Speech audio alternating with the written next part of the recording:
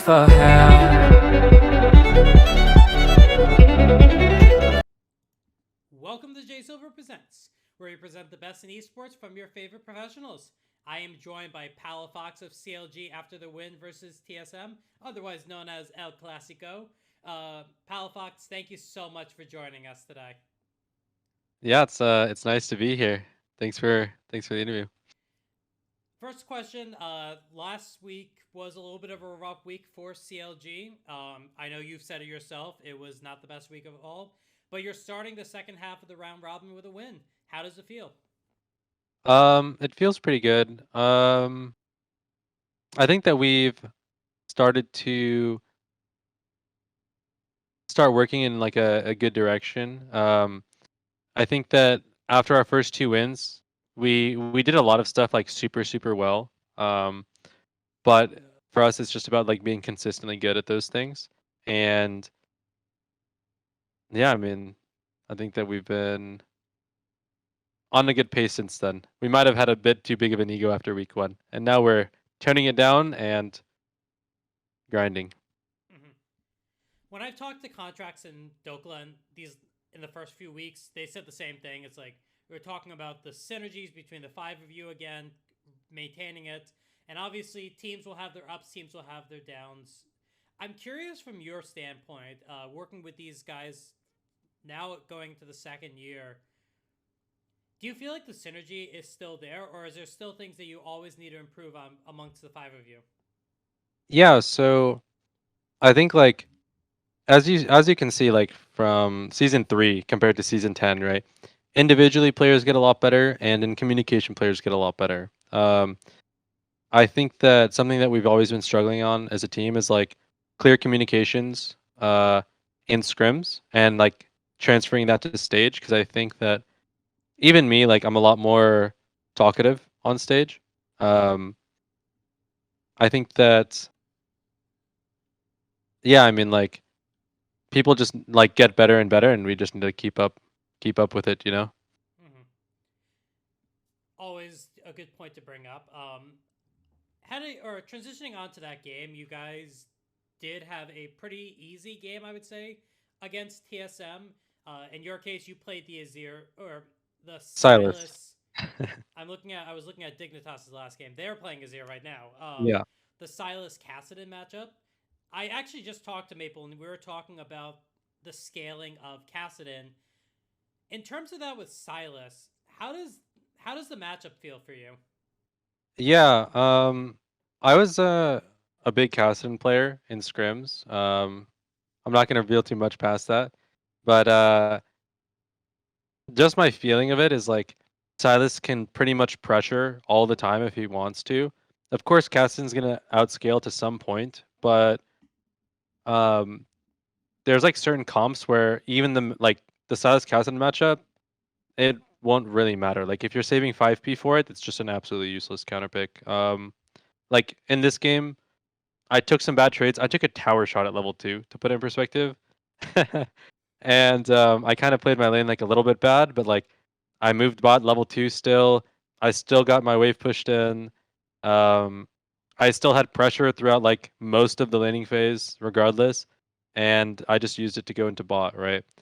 I think the only time where I started really losing pressure was like Kessin got a few like kills, so he was a bit accelerated.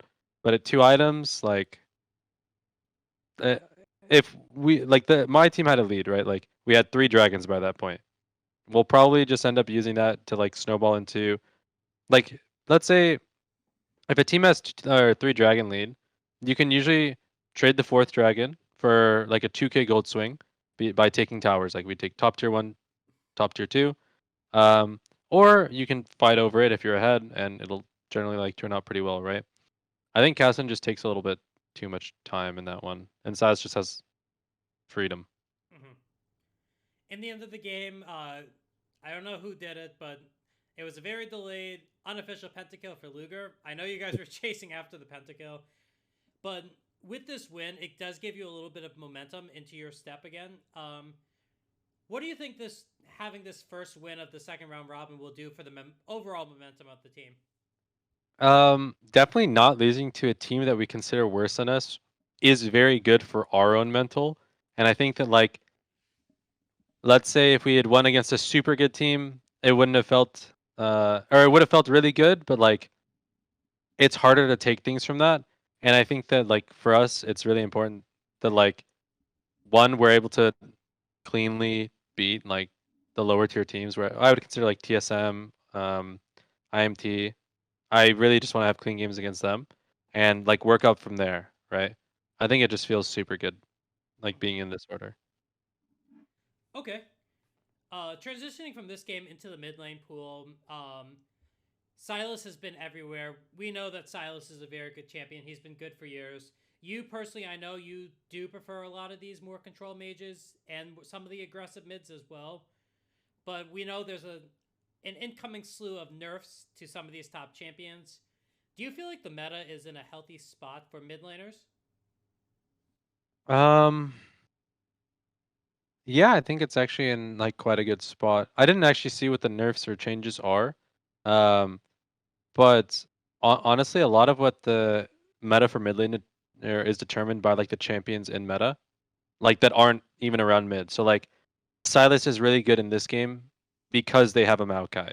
And if I grab Maokai ulti is the best zoning tool in the game. So it just makes Silas like super playable, right? But if they had something like a Wukong or a Vi, like Silas wouldn't be able to be picked. And I think that like mid lane has always been in comp, like more like a comp pick. Or like a you do it to round out your composition instead of doing it to like play super selfishly. I think it's yeah, I think it's pretty healthy for the game. Yeah. The nerfs I was referencing, especially, are like Azir. I believe Silas is getting a little bit toned down, and he's been all over the place. And every mid I've asked, I've talked to Blaze Olive, I talked to Maple just now, and I'm gonna ask you. There is a giant space dragon coming into the meta at some point, so I gotta know from you. Do you think we're gonna see Aurelion Sol in the LCS? That champion is insanely broken, so probably. But I mean, I was playing it the other day, and that champion has like 5 bugs that I saw in just the one game I played. So I was like, "There's no way they let this champion like out on the first couple weeks." But I mean, if he's out, then like none of the bugs hurt him. It's only a positive. So Mm-hmm. yeah. Yeah, giant space dragons are always a fun time. Um, I want to ask about your goals. Every time you and I chat, you always say you want to get better, you always want to improve. What do you think will be one key factor in this particular spring split that will help you develop as a player heading into playoffs and into the summer split? For me, I think it's a lot about communication. I think that a lot of my gameplay is already like pretty good. It's just about conveying that to my teammates and conveying it in a very clear and concise way. Um, so obviously there's gonna be times where I like make a mistake in lane or like something happens that's like it sucks, right? But a lot of that can be like fixed by comms. And I'll bring up like FlyQuest as an example. I started the game off with 200 health and no potion as Silas into Yone. I survived the laning phase, went down like 5 or 6 CS, which is like super good to start off with 200 health and no pot. And I ended up even getting TP advantage for like some CS, and we should have gotten Herald from it.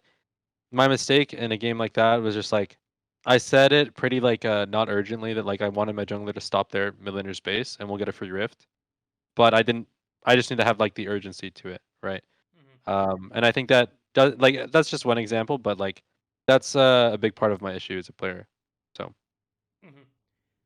With the second round robin also coming, starting now, you've faced a lot of the mid laners, except for Eminez, but he just started. But I'm curious, is there one mid laner that you'd like to face off against again?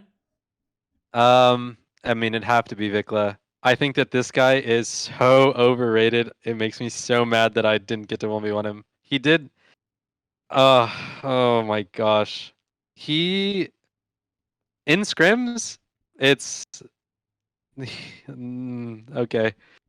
In Yeah, scrims, he's a lot worse don't than the player. spoil your scrims things here. Yeah, yeah. But I mean, like on stage, let's say I was playing Silas Young again. He took D-Blade in that matchup, and I'm like, oh my god, it's gonna be a free game. Like, I'm just gonna be able to run over this game. The tragic thing happens level 1, and I'm just mad. I'm actually just so mad the entire game. Like, I can't get over that. Like, I don't know.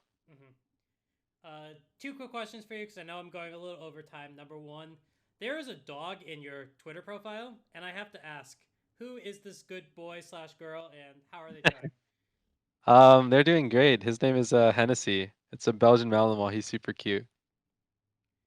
We need it next time. If you're allowed to bring him to the LCS, if I'm ever there, please do. Lastly, is there anything anything you'd like to say to your fans? Yeah, thank you for supporting. Yeah, thank you for supporting. It's really helpful. I get a lot of nice messages even after our losses, so I appreciate it. All right, with that, that's all the questions I have. Palafox, thank you so much for joining me, and I look forward to seeing you play throughout the rest of the split. Yep, thank you. Peace. For help.